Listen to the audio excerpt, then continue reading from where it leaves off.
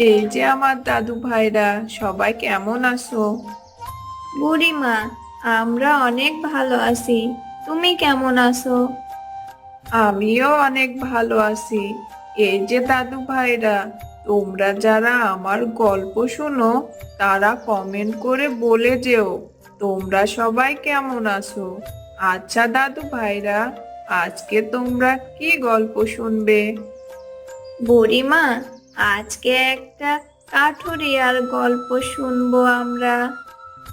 আচ্ছা ঠিক আছে, শোনো তাহলে। সীমান্তগড় নামে একটা ছোট্ট গ্রাম ছিল। গ্রামের সবাই ছিল খুব গরিব। ওই গ্রামে ছিল একজন কাঠুরিয়া। না, এই সকাল করে প্রতিদিন না খেয়ে আর কাঠ কাটতে পারছি না। একটু বসে জিরিয়ে নি।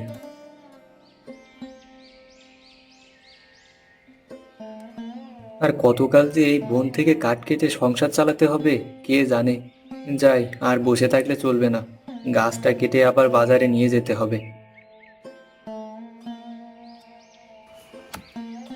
সুজয় গাছ কাটা শেষ করে বাজারে নিয়ে যায়।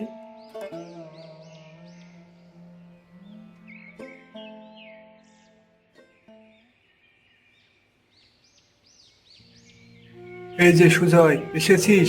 আমি তো তোর জন্যই এত সময় অপেক্ষা করছি। গাড়িতে সব খড়ি সাজানো হয়ে গেছে। দে দেখি, তোরগুলো ওজন দে। হ্যাঁ হ্যাঁ বাবু, এই তো দিচ্ছি। এই তো, তোর হয়েছে 10, 20, 30 কেজি। তা দিন দিন কাঠ কাটা কমিয়ে দিচ্ছিস কেন রে? বাবু, সারাদিন না খেয়ে আর কতই বা কাঠ কাটা যায় বলেন তো। সকালে যে বাড়ি থেকে বের হই, এই কাঠ কেটে বিক্রি করে বাজার করে বাড়ি নিয়ে যাই, তারপর রান্না করা হয়। আচ্ছা আচ্ছা, হয়েছে। এই দুঃখের গল্প তোর আর কোনোদিন শেষ হবে না। এইদিকে শহরে তো দিন দিন কাঠের চাহিদা বাড়তেই আছে। বাবু, আমার টাকাটা দিয়ে দেন, আমি চলে যাই। না হলে তো বাজার করে নিয়ে যেতে আমার আবার অনেক রাত হয়ে যাবে। হ্যাঁ হ্যাঁ, এই নে, আজকে তোর 50 টাকা বেশি দিলাম। আর শোন, এখন একটু বেশি করে কাঠ কেটে নিয়ে আসবি।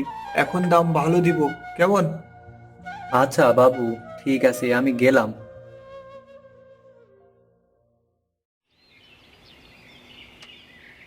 রহিম ভাই, আমাকে 2 কিলো চাউল দাও তো। ভাই, চাউলের দাম তো বেড়েছে। প্রতি কিলো এখন 50 টাকা করে। আগের দাম এখন আর চাউল পাওয়া যাচ্ছে না। কি বলো ভাই? তাই বলে দাম বেড়ে একেবারে 50 টাকা হয়ে গেছে? কি করব ভাই? দাম বাড়লে তো আমাদের আর কিছু করার নেই।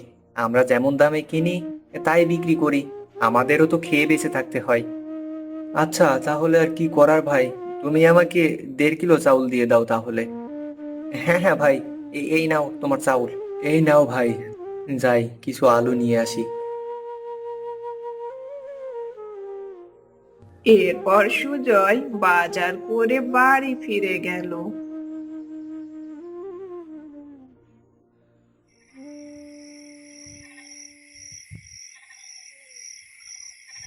গিন্নি, কোথায় গো? এই নাও, বাজারের ব্যাগটা নাও দেখি।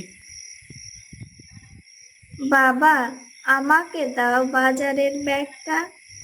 তোর মা কোথায় রে মা? সে তখন থেকে ডাকছি, এখনো কোনো খোঁজ নেই। কোথায় গেছে এই সন্ধ্যা করে? বাবা, তুমি রাগ করে না। মা অনেক অসুস্থ। আজকে সকাল থেকে শরীরে অনেক জ্বর, তাই আমি মাথায় পানি দিচ্ছিলাম। কি বলিস রে মা? চল তো দেখি।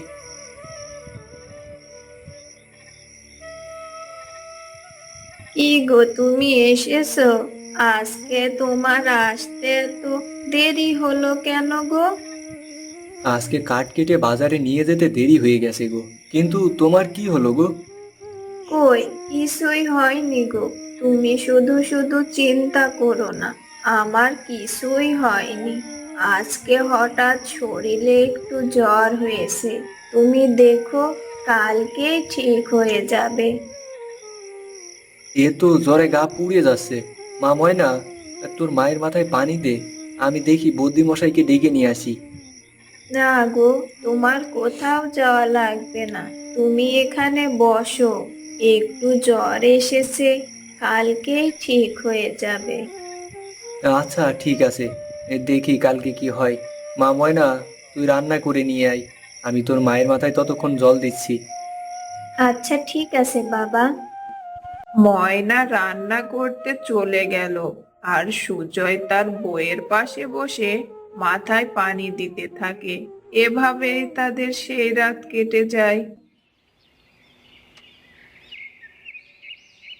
ময়না, তুই তোর মায়ের পাশেই থাকিস কিন্তু সব সময়। আমি বনে গেলাম। কিন্তু বাবা, মায়ের জ্বর তো এখনো কমেনি। এইভাবে থাকলে তো মায়ের অনেক সমস্যা হবে। তুই একটু দেখে রাখ তোর মাকে। আমি কাজ শেষ করে আসার সময় বুদ্ধিমশাইকে সাথে নিয়ে আসবো। আচ্ছা ঠিক আছে বাবা।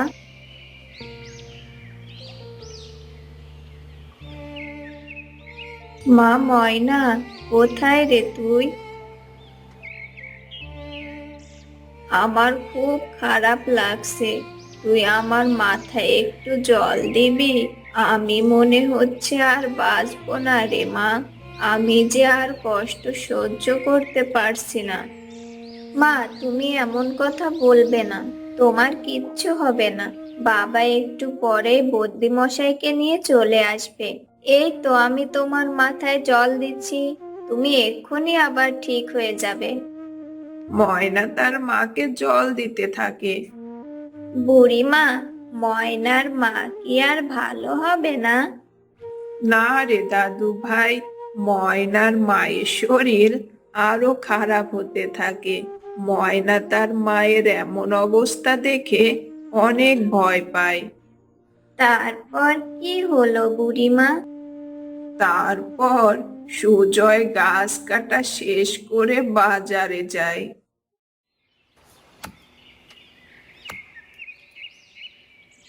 না, আর গাছ কাটবো না। যাই, তাড়াতাড়ি বাড়ি যাই।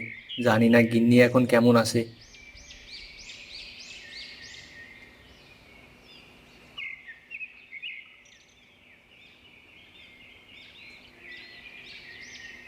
সুজয়, কিরে এসেছিস? আজকে যে তুই তাড়াতাড়ি চলে আসলি। বাবু, বাড়িতে গিন্নির শরীর খুবই খারাপ, তাই তাড়াতাড়ি বাড়ি চলে যেতে হবে। ও আচ্ছা, এই নে তোর আজকের টাকা। বাবু, আজকে আমাকে কিছু টাকা অগ্রিম দিবেন? এই গিন্নিকে একটা ভালো ডাক্তার দেখাতে হবে। না রে, আমি অগ্রিম টাকা দিতে পারবো না। ব্যবসা ভালো চলছে না, এখন অনেক লস হচ্ছে। তুই অন্য দিন নিস, আজকে আমি দিতে পারবো না। বাবু, দেন না। আমি কালকে কাঠ কেটে যে টাকা হবে তা আমি আপনাকে দিয়ে দিব। কিরে, তোকে না বললাম আমি দিতে পারবো না? যা বলছি আমার সামনে থেকে।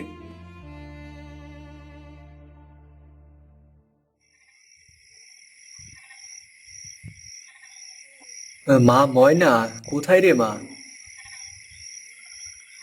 বাবা তাড়াতাড়ি আসো, মায়ের শরীর খুব খারাপ হয়েছে। কি বলিস রে মা? চল তো দেখি। বুদ্ধিমশাই, আসেন আসেন, ঘরের ভেতরে আসেন। দেখেন তো হঠাৎ করে কি হলো। আচ্ছা ঠিক আছে, আমি দেখছি। কি বুঝলেন বুদ্ধিমশাই? সুজয়, আমি বলি কি, তুই একটু ভালো ডাক্তার দেখা। আমি তেমন একটা কিছু বুঝতে পারছি না। আমি কিছু ওষুধ দিয়েছি, এইগুলো খাওয়া, দেখ কি হয়। আচ্ছা ঠিক আছে, চলেন আমি আপনাকে এগিয়ে দিয়ে আসি।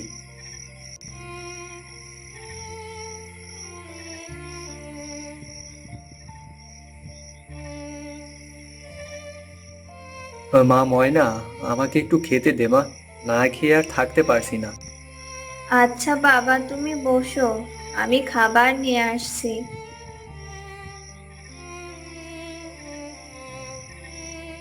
এই নাও বাবা। তোর মাকে খাবার খাইয়েছিস মা? হ্যাঁ বাবা, ভাত খাইয়ে ওষুধ খাইয়ে দিয়েছি, এখন ঘুমিয়ে আছে। বাবা, বলছি কি, মায়ের কি খুব খারাপ কোনো রোগ হয়েছে? জানি না রে মা, কি যে হলো কিছুই তো বুঝতে পারছি না। দেখি কয়দিন বেশি বেশি কাজ করে টাকা গুছিয়ে তোর মাকে ডাক্তারের কাছে নিয়ে যেতে হবে। আচ্ছা বাবা, এখন খেয়ে নাও। তারা রাতে খাওয়া দাওয়া শেষ করে ঘুমিয়ে যায়। তারপর কি হলো বুড়িমা? ও ময়না, কোথায় রে মা? বাইরে আয়। হ্যাঁ বাবা, বলো। আমি দেখি গ্রামের মোড়ল মশাইয়ের কাছে যাচ্ছি, দেখি কোনো টাকা জোগাড় করতে পারি নাকি। আচ্ছা ঠিক আছে বাবা। বাবা, আমার কিন্তু অনেক ভয় করছে। ভয় নেই মা, তুই তোর মায়ের কাছে থাকিস, আমি দেখছি কি করা যায়।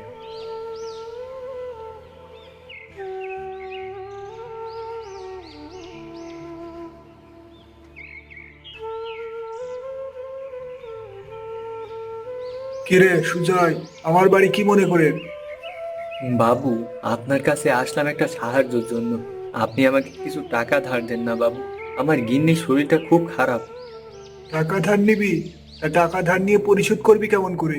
তুই তো দিন আনিস দিন খাস, একদিন কাজ না করলে তোর পরের দিন না খেয়ে থাকিস। বাবু, আমি যেভাবে পারি আপনার টাকা পরিশোধ করে দিব, প্রয়োজনে আমি সারা দিন রাত কাটবো। বাহ, এটা তো ভালো কথা। তা এখনই তো দিন রাত কাজ করে টাকা জোগাড় করতে পারিস, তাহলে আমার কাছে কেন টাকা চাইতে এসেছিস? বাবু, গিন্নির শরীর খুব খারাপ, বুদ্ধিমশাই বলেছে আমি যদি 2-1 দিনের ভেতর ভালো ডাক্তার দেখাতে না পারি তাহলে আমার গিন্নিকে আর বাঁচাতে পারবো না। আমাকে সাহায্য করুন বাবু। আমি তোকে টাকা দিতে পারবো না, এখন আমাকে বিরক্ত করিস না। আমি এখন একটা গুরুত্বপূর্ণ কাজ করছি। যা যা, এখন আমাকে জ্বালাস না। বাবু, একটু সাহায্য করেন বাবু, আমি দরকার পড়লে আপনার বাড়ি সারা জীবন কাজ করব, দয়া করেন বাবু, দয়া করেন। না, একে তো এভাবে বোঝালে হবে না। এই, কে কোথায় আছিস? একে ঘাড় ধাক্কা দিয়ে বের করে দে তো। এরপর মোড়লের কিছু লোক মিলে সুজয়কে তার বাড়ি থেকে বের করে দেয়। মোড়ল অনেক খারাপ মানুষ ছিল নাকি বুড়িমা? একটা মানুষ এত বিপদে আছে জেনেও তাকে সাহায্য করলো না। না রে দাদু ভাই, মোড়ল ছিল অনেক লোভী আর রাগী মানুষ। কাউকে সে সাহায্য করতো না, বরং গরিবের সবকিছু জোর করে নিয়ে নিত। মানুষ এমন হয় কেন বুড়িমা? মানুষ হয়ে একটা মানুষকে যদি সাহায্যই না করে, সে তো মানুষই না। আমাদের সমাজে এখনো অনেক মানুষ এমন আছে যারা টাকা ছাড়া কিছুই বোঝে না। তারপর কি হলো বুড়িমা? তারপর তারপর সুজয় আই বিধাতা, এ তুমি আমার কোন পাপের শাস্তি দিচ্ছ? এখন আমি কি করব? আমি কি গিন্নিকে বাঁচাতে পারবো না নাকি? না, হাল ছেড়ে দিলে চলবে না। যাই, আজকে অনেক কাঠ কাটতে হবে, আজকে অনেক বড় ঘাস কাটতে হবে, না হলে তো আমি টাকা জোগাড় করতে পারবো না। হে বিধাতা, তুমি আমাকে শক্তি দাও। আরে, ওই তো একটা বড় গাছ দেখা যাচ্ছে, যাই, আজকে ওই গাছটাই কাটতে হবে। এ কি? ওই লোকটা ওই গাছের দিকে যাচ্ছে কেন? ওই গাছ তো একটা অভিশপ্ত গাছ। ওই গাছের কাছে যে যায় তাকে তো খেয়ে ফেলে। এ কি, এটা তো দেখছি অনেক বড় গাছ, এত বড় গাছ কি আমি কাটতে পারবো? হে বিধাতা, তুমি আমাকে শক্তি দাও, আমি যেন এই গাছ কেটে আমার গিন্নিকে বাঁচাতে পারি। এ কি? লোকটা তো বিপদে পড়ে যাবে। আমি কি করি এখন? এই যে কাঠুরিয়া, আমার কথা শুনতে পাচ্ছো? আমি তো ওখানে গেলে আমাকেও খেয়ে ফেলবে গাছটা। আমার যা হয় হবে, আমাকে ওই লোকটাকে বাঁচাতেই হবে। এই যে কাঠুরিয়া, দাঁড়াও। এই গাছের কাছে যেও না, এই গাছ একটা অভিশপ্ত। এ কি? কাঠুরে তো আমার কথায় বুঝতেই পারছে না। আরে বাবা রে, তুমি তুমি কে? আমাকে ছেড়ে দাও, আমাকে মেরো না। এই যে মানব, কে তুমি? আমি সুজয়, আমি ওই পাশের গ্রামে থাকি, তুমি আমাকে মেরো না। এ কি বলছো? আমি তোমাকে কেন মারবো? তুমি আমার জীবন বাঁচিয়েছো, আমি তোমাকে কেমন করে মারতে পারি? মানে কি? আমি তোমার জীবন কেমন করে বাঁচালাম? আমি তো এই গাছ কাটতে এসেছিলাম। আরে বাবা, এটা আমি কি দেখছি? ছিল গাছ, হয়ে গেল পরি। এটা কেমন করে সম্ভব? হ্যাঁ, তুমি তোমার অজান্তেই আমার জীবন বাঁচিয়েছো। আমাকে এক দুষ্টু সাধু এখানে গাছ বানিয়ে রেখে দিয়েছিল। কিন্তু তোমাকে গাছ বানিয়ে রেখে দিয়েছিল কেন? আমি যখন ছোট ছিলাম তখন আমি এই পৃথিবীতে এসে এই বনে আটকা পড়ে গিয়েছিলাম। তখন ওই সাধু আমাকে দেখে, আমার কাছ থেকে সব শক্তি নিতে চেয়েছিল, কিন্তু আমি না দেওয়ার কারণে সে আমাকে অভিশাপ দেয়। আমি এখানেই একটা গাছ হয়ে থাকবো, আর সে যাওয়ার সময় আমাকে বলে যায়। যদি কোনো সৎ মানুষ খুব কষ্ট নিয়ে তোর পাশে এসে কান্না করে, তাহলেই তুই একমাত্র ভালো হতে পারবি। এরপর থেকে আমি এভাবেই এখানে বন্দি হয়ে আছি। আজ তুমি আমাকে মুক্ত করলে। বলো, তোমার এত কিসের কষ্ট? বলো আমাকে। না পরি, আমার কোনো কষ্ট নেই। আচ্ছা, তুমি থাকো, আমার গাছ কেটে অনেক টাকা জোগাড় করতে হবে, আমি গেলাম। আরে বন্ধু, শোনো আমার কথা। আজকে তুমি আমার কাছে যা চাইবে আমি তোমাকে তাই দিব। বলো তুমি কি চাও আমার কাছে। আরে বাহ, এ তো দেখছি একটা সিনেমার মতো কাহিনী। বাবা, আজকে যদি আমি এখানে না থাকতাম তাহলে তো এত কিছু জানতেই পারতাম না। আর ওই লোকটা তো অনেক ভালো। না না পরি, আমার কিছুই লাগবে না। আমি তোমাকে সাহায্য করতে পেরেছি, এটাই অনেক। আসলে তুমি অনেক ভালো মানুষ। তোমাকে কি বলে যে ধন্যবাদ দেব আমি বুঝতেই পারছি না। কিন্তু তুমি আমাকে উপকার করেছো, আমিও তোমাকে সাহায্য করতে চাই। বলো তুমি কি চাও। তুমি আজকে আমার কাছে যা চাইবে আমি তোমাকে তাই দিব। শুধু একবার বলে দেখো। না পরি, আমি তোমার উপকার করে যদি তার প্রতিদান নিই, তাহলে তোমার মনুষ্যত্ব বিক্রি করা হয়ে যাবে।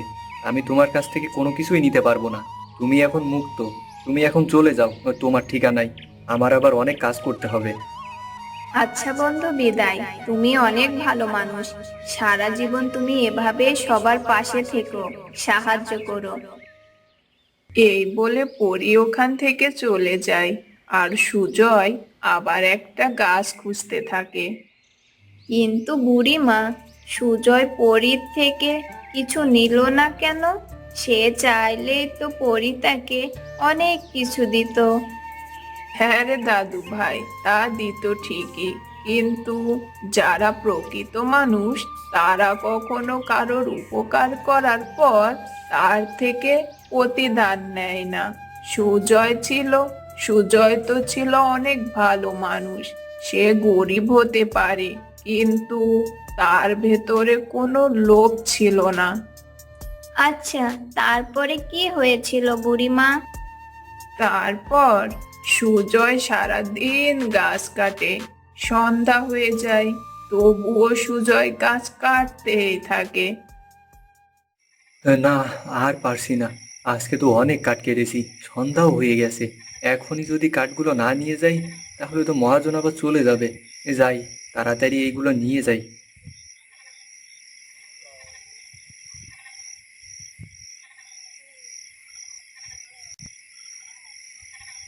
কিরে সুজয়, আজকে তোর আসতে এত দেরি হলো কেন রে? বাবু, আজকে দেখেন না, অনেক কাঠ কেটেছি। এতটা কেটে নিয়ে আসতে তো একটু সময় লাগবেই। ও আচ্ছা, আজকে তো অনেক কাঠ কেটেছিস। এই নে তোর টাকা। আজকে তোর প্রতি কেজিতে 5 টাকা করে বেশি দিয়েছি। যা যা, এখন বাড়ি চলে যা।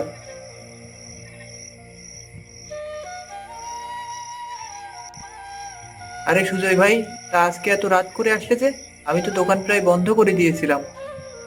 আজকে একটু বনের গভীরে গিয়েছিলাম, তাই আসতে দেরি হয়ে গেছে গো ভাই। দাও, আমাকে 1 কিলো চাউল দাও দেখি। ভাই, 1 কিলো? 1 কিলো চাউল নিয়ে তুমি কিভাবে সংসার চালাও? আচ্ছা দাঁড়াও, আমি দিচ্ছি। এই নাও ভাই তোমার চাউল। এই নাও ভাই তোমার টাকা।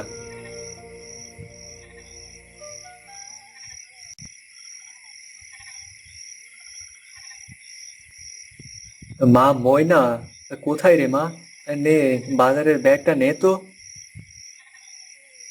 কি গো, তোমার আসতে আজকে এত দেরি হলো কেন? এত রাত করে বাড়ি ফিরলে আমাদের তো চিন্তা হয় নাকি? এ কি গিন্নি, তুমি ভালো হয়ে গেছো? হ্যাঁ গো, তুমি যে ডাক্তার পাঠিয়েছিলে সে এসে আমাকে একটা ওষুধ দেওয়ার সাথে সাথেই আমি একেবারে ভালো হয়ে গেছি। আমি ডাক্তার পাঠিয়েছি? না না গিন্নি, আমি কোনো ডাক্তার পাঠাইনি তো। কিন্তু সে যে আমাকে বলল তুমি নাকি তাকে পাঠিয়েছো আমাকে দেখার জন্য। সে নাকি শহরের অনেক বড় ডাক্তার। এসব তুমি কি বলছো গগিন্নি? আমি তো কোনো ডাক্তার পাঠাইনি। এসব তুমি কি বলছো? তুমি না পাঠালে কে পাঠিয়েছে তাহলে? আচ্ছা, এসো আগে ঘরে এসো, তারপর সব বলছি। হ্যাঁ হ্যাঁ, চলো। বাবা, এই দেখো, ওই ডাক্তার একটা ব্যাগ দিয়েছে তোমাকে দেওয়ার জন্য। বলল তোমার সাথে নাকি তার কথা হয়েছে। এসব কি হচ্ছে রে মা আমার সাথে? আমি তো কোনো ডাক্তার পাঠাইনি। ও, বুঝতে পেরেছি। দেখি তো মা। আরে বাবা, এত সোনার মোহর! তার মানে সব ওই পরীর কাজ। পরীর কাজ মানে কি? আজকে এই পর্যন্তই। তো বন্ধুরা, আজকের গল্পটা তোমাদের কাছে কেমন লাগলো? ভালো লাগলে কমেন্ট করে বলে যাও কে কি গল্প শুনতে চাও। বিদায় দাদু ভাইরা, বিদায়।